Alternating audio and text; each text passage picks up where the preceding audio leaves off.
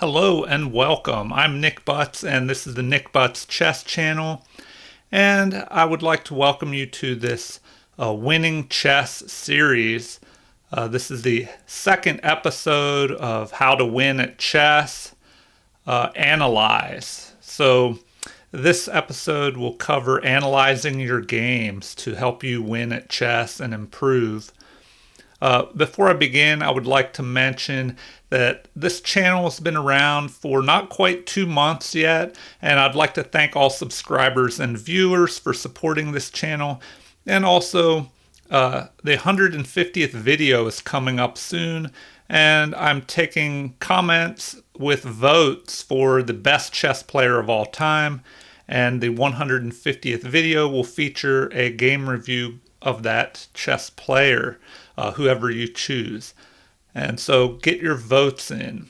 All right, now back to this video, how to win at chess, episode 2, analyze. So it's very important to analyze your games.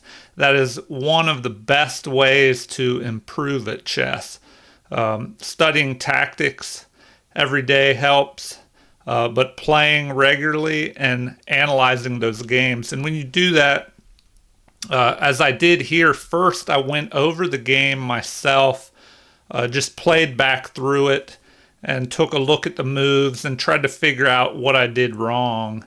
And then after doing that, I put the game review in the computer on chess.com here and looked to see what it came up with. And of course, most of us will miss things, but it is good to try and figure it out in your head before you move pieces at a board or put it in the computer and figure it out. So let's begin here. In this game, which I played yesterday at a local club, I had the white pieces, so I moved d4, and my opponent played knight to f6. And so after knight to f3, I kind of played this to see what he would do next. He played d5. So these moves are good. We both play symmetrically, try and control the center. And then I played e3 here, the Kali system. So here in this Kali system, you want to put your bishop on d3 usually. The knight will come to d2 to back up this other knight, and then you can castle quickly. This is a system opening that you can set up and use the same moves quickly, and you can do it almost no matter what black does. There are limits, but usually you can set up your system no matter what black is doing. And so the game continued with e6, and after bishop to d3 to take control of the center and this diagonal up to h7 in case black castles over there. Now he plays c5. So this is a good move in d4, d5 openings because this side pawn attacks a more valuable central pawn, and we'll try and trade a side pawn off for the center pawn. And so I play b3. This helps to develop my bishop here to b2, but it also prevents this pawn from coming forward and chasing my bishop away. Then I'd have to waste time retreating, and it would allow him to develop another piece. But he would have to move that pawn twice in the opening to do that. But now that I've moved to b3, I would just capture and come out a pawn ahead if he proceeded. So now he captures, follows through with his plan, taking a side pawn and capturing one of my center pawns. And so here I capture with the pawn instead of the knight, and that keeps my pawn, or it keeps a pawn on d4, which helps control the center here. And now we have knight to c6. So here, this move could threaten to attack my bishop, and so I play a3 to prevent the knight from jumping to b4 and to prevent this bishop check here. And it looks like, according to this computer evaluation, castling looks like that would have been the best move. Let's see here. So A3 is good, but castling is best. So I would have gained a little more of an advantage if I would have castled immediately. And so then he plays H6. And so it says this is an inaccuracy, and we see the evaluation jumped in my favor after this move. This move is kind of slow, and maybe it wastes a little bit of time. It says G6 is best, which would have, the G6 move would have blocked my bishop from attacking up here, and it would have allowed him to develop his bishop on this diagonal, attacking my D pawn. And also, when my bishop goes to b2, it would help fight for this diagonal, which my bishop is trying to control. And so he played h6, and then I responded with developing knight at b to d2. But it says bishop to b2 immediately is best. And so, let's see, now we have the queen moving here. And it says that's an inaccuracy and that a6 is best. So maybe a6 would prevent my bishop possibly from pinning his knight, but it may allow him to play b5 and gain space on the queen side. But this move, it says, is an inaccuracy. It kind of, maybe this move wastes some time, but this move is threatening to move a bishop or a knight here, and I cannot capture because then the queen could capture my rook. And so now I play bishop to b2 to prevent that possibility, to prevent pieces from jumping on b4. And now if I capture, my rook will be protected by this, by the queen and the bishop. And so next, my opponent responded with bishop to e7. So a developing move. It says that's an excellent move, but maybe bishop to d6 is a little bit better because that helps control more of the center and attack down towards my king side. So bishop to d6 would be more active, where this is a little more passive, this move. And so, but now it is showing that I'm ahead almost a pawn's worth of material, and that's mostly because I'm about to castle. Let's see, I have 4 pieces developed. He has 4 developed as well. So it's probably because my pieces have more active diagonals. Even though this pawn is in the middle, this bishop is attacking up through the center, so is this one. And the game proceeded with me castling. It says that is excellent, but queen to e2 was just a little bit better. Let's see here. So then, now he retreats. So it says that's an excellent move, but maybe castling is a little bit better, which gets his king out of the center and would activate his rook. And so now I just develop my rook to this half-open e-file and line it up on his king. And it says that is an excellent move, but rook to c1 maybe was a little bit better. And now this was a blunder. So my opponent jumped this knight into the center, and maybe he miscalculated that I would come out a pawn ahead after this exchange. So it said it was best for him to just castle, and I would have been, 0.81 ahead, so almost a pawn's worth of material ahead after he castles. But now the evaluation has jumped to plus 2.6 in white's favor, and so I go ahead and capture to grab that pawn of extra material after he recaptures. Then here we have bishop capturing, and this is funny. It says that the rook and the bishop capture are both best. So I guess either one was better, but I wanted to just capture with the bishop and not bring my rook out here to the center. So I just captured with the bishop, and then my opponent responds with bishop to g5 here. So he made a mistake and loses this pawn. And when you make a mistake in a game, it's best to slow down and take a second, if you have seconds on your clock, but if you have the time to just slow down, reevaluate, and try not to follow up with another mistake, because you're most likely to make a second mistake after your first, because you become frustrated by your mistake. And if you don't slow down a minute, you may make a follow-on mistake, which my opponent did. He follows up with bishop to g5. And so here, bishop to g5,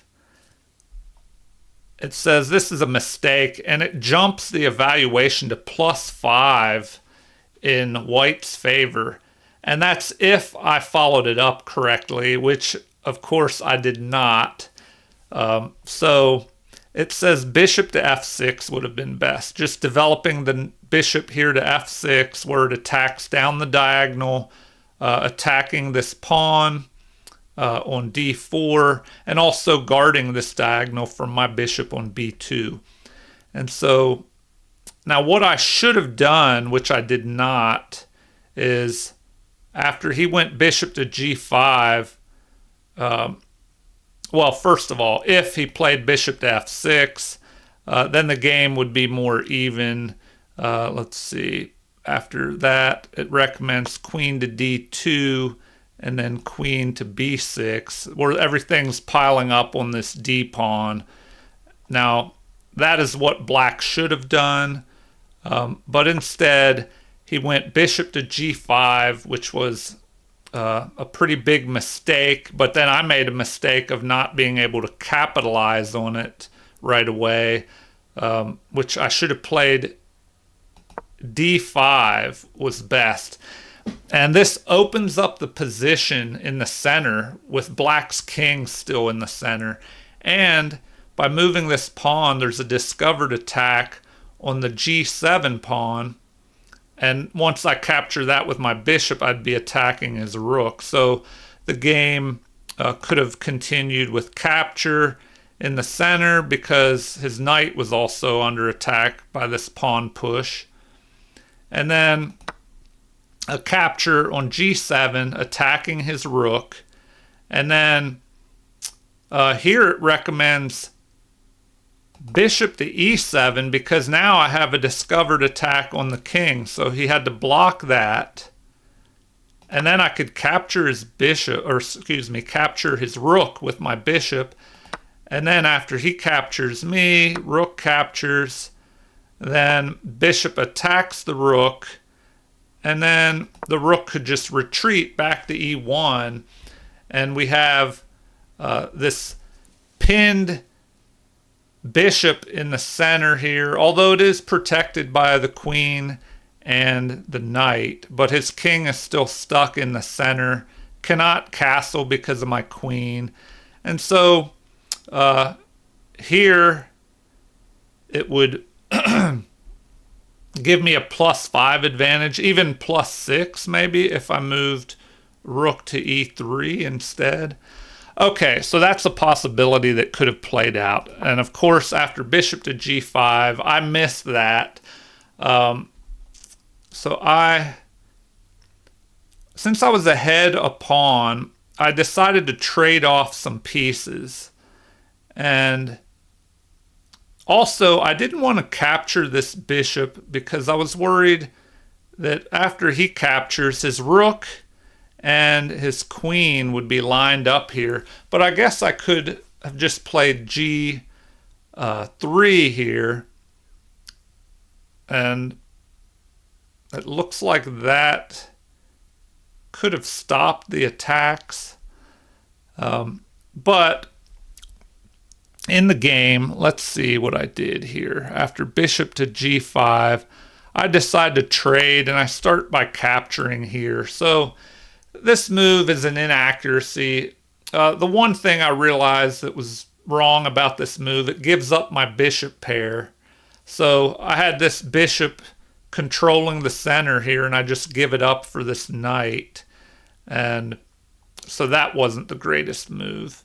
And then the game continues with a capture. And then now bishop to c1. But it says here I should have played d5 to try and open up the center against the king here. And so I missed that as well. And then, let's see, the game continued with a bishop move here, attacking down this open diagonal. And then I play h4 to put more pressure on this bishop. And it says that's an inaccuracy. Best would have been to just capture with my bishop. And then the game could have continued with pawn captures. And then queen to d2, as I cannot move this knight, or there could be an attack here on my king. And so now g4 could be played, and then after knight to e5, black could have castled queenside, and then knight capture, still guarding here. And then if this is attacked, I could just protect, and then f5 attacking my knight. The knight could just jump in the center and block this attack on my h pawn here. And so since we did not play correctly, instead I played h4, the game continued with bishop capturing. So once again, it says that was an inaccuracy. Bishop to f6 was better to help fight and control this diagonal and attack my d-pawn. And so now the game continued with a rook captures. And it says a queen capture was a little bit better. And then the game continued with g5 here. An inaccuracy. It looks like c5 is best, which attacks my central pawn, tries to get rid of this isolated c-pawn by black. And then, let's see here. The game continued with knight to e5. So I put my knight on this outpost. It could be chased away, but then that would weaken this e6 pawn. So, and I could, I don't know, maybe jump in here, attack the rook, and then move this pawn up to protect that knight. So instead, black captures here. And it says that castling queenside was best. White is still ahead in either scenario, but black is captured here. So now I play queen to h5 to try and line up on the king here, and I could recapture this pawn. And so now bishop to b7 was played. And here the recommendation by the computer is that castling queenside is best, which would just allow me to capture this pawn. So that's why black did not play that move. But then bishop to b7 jumps the game up to almost +5 in white's favor. So now I play an inaccuracy here. So I just capture this pawn when instead I had a crazy combination. So instead of capturing the pawn, in the game, I think I looked at some type of possible sacrifice here of this knight, but I wasn't clear on how to follow it up. So that's why I just captured the pawn, figuring that was a safe move to just grab a little material. But the better move would have been to sacrifice this knight. After a queen capture, then the rook could capture this other pawn with check, and the queen is pinned by my queen, so cannot capture, and the king would have to move. And so the only place the king could move is to f8. He could move here to d8, but then, let's see. The rook could possibly... Oh, no, he has to move, He has to move to f8 to keep his queen protected. So now, after e5,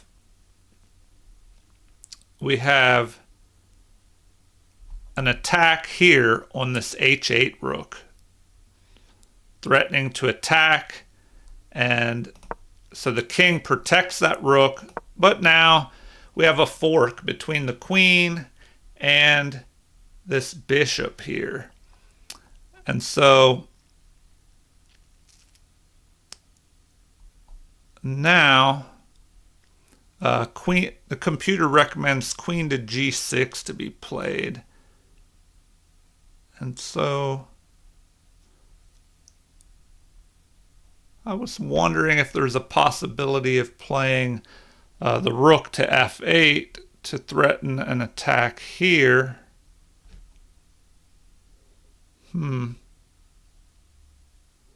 But the best computer recommendation is queen to g6, saying that is best. And then we have a capture here. And black's king would be open, and white would be ahead in material here. And so now we have, if we go back to what actually occurred in the game. After bishop to b7, I captured the pawn, and then the game continued with rook to d8, and it says this is an inaccuracy, jumping in white's favor up to +5. So it says queen to e7 was best, just maybe attacking my queen here, and then it recommends that I move my queen instead of trading. But maybe I would have traded as I'm ahead a pawn, and I have this good knight in the center. Let's see here. So anyway, I played c3 to help fortify this pawn in the center, and that was an inaccuracy. And so now we have another inaccuracy, rook to h7. So we're both making, not the best moves in this game. And so it's interesting to try and analyze the games yourself, figure out what you're missing on your own if you can, to help with your calculation abilities. But then it's amazing to see what the computer finds that you overlooked. All right. Here, I do not play the best move. I've just played b4 to help kind of stop this c pawn from being able to push forward.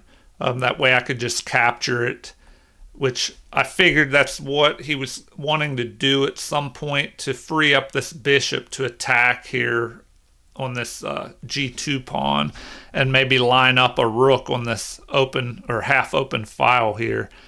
And so now it says knight to g4 would have been best. So maybe there it's threatening a fork up here to f6 to fork the king and the rook. But instead, I did not play that. I played b4. And then a5 was played. So it says this was a good move, but best would have still been queen to e7. And so here, I just ignore that move and decide to develop. And once again, it wants me to bring the knight to g4 to threaten the fork here on f6.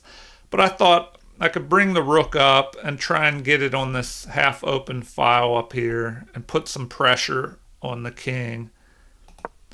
And so now this pawn is sacrificed to open up a line for this bishop.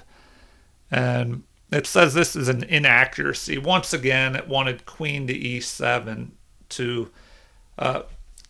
so if you are in a position where your king is out in the open and you want to try and get it more, kind of make your king safer, a strategy is to exchange off pieces, because then you reduce the attacking force that could come after your king. So I see why the computer wants to move queen to e7 and trade queens off, because then it's not as dangerous for your king to be stuck out in the middle. But white is ahead by that one extra pawn, so the more you trade down, the more that extra pawn could be an advantage for white at the end of the game. And so now we have pawn capturing here. So now white is ahead, 2 pawns? Let's see, 4 to 6. Yeah, so white's ahead 2 pawns. And now it says B pawn capturing the c5 pawn is excellent, but rook to g3 would have been better, which threatens a mate up here on g8. And so now the bishop moves here, which is good, but once again it wanted queen to e7. And so now we move rook to g3, but it looks like c4 was better, which would chase that bishop away. And so now we have the king having to move here to prevent mate, but it looks like the rook to h8 was a better move. And now I moved my queen to f6 to try and pin this pawn and get some kind of threat on the king. But this wasn't the best move. Once again, it wanted c4 to kick this bishop away. And so now, finally, the queen to e7 move is played, but now it is a mistake. And it was a game losing mistake. And so it looks like best was bishop to e4, which repositions the bishop from this d5 square, and now it's on this open diagonal, and it can come up here possibly and help block, or jump in here to limit the knight. And that's really what it would do, is just block this knight from being able to attack here on g6, attack the king with check, and this pawn is pinned by the queen. But in the game, queen to e7 was played, and so this was the losing move, which it's funny how the computer wanted black to make that move over and over for a while, but now the position has changed, and this move is bad now, as it allows a fork here of the king and the queen, and this pawn cannot capture because the queen is pinning this pawn on f7. And so the king moves to e8. G8 would have been better, but either way it was mate in 2 or mate in 1. And so the game concluded with a capture here with mate on e7. And so this was interesting how the game progressed. We see that a small mistake was made in the beginning that allowed white to gain a little bit of an advantage, but then both sides missed quite a bit. So I would recommend, to help improve your chess, and a good way to win at chess is to work on your analysis. Play games regularly and then go over them on the board, you know, as well as on your phone or computer. But first, just look at the moves and try and think them out in your head to help with your calculation skills, and try and figure out as much as you can. The best way would be to get some note paper and write down some notes and just figure out as much as you can before you use the computer to find the answers, you know, and then you'll see what you missed once you use the computer. And so I hope you've enjoyed this new series, the Winning Chess series, episode 2, How to Win at Chess, Analyze. So analyze those games, try to play regularly, and analyze on your own and with the computer. And once again, I'd also like to thank all viewers and subscribers and mention that this channel is coming up on being 2 months old, and 150 videos will be coming up shortly. So when that 150th video comes up, please leave comments with votes on who you think is the greatest chess player of all time. And the 150th video, I will do a game review of a game of that player that you choose. And if you've enjoyed this video, please like and subscribe, and feel free to leave comments and suggestions. Thank you, and have a great day.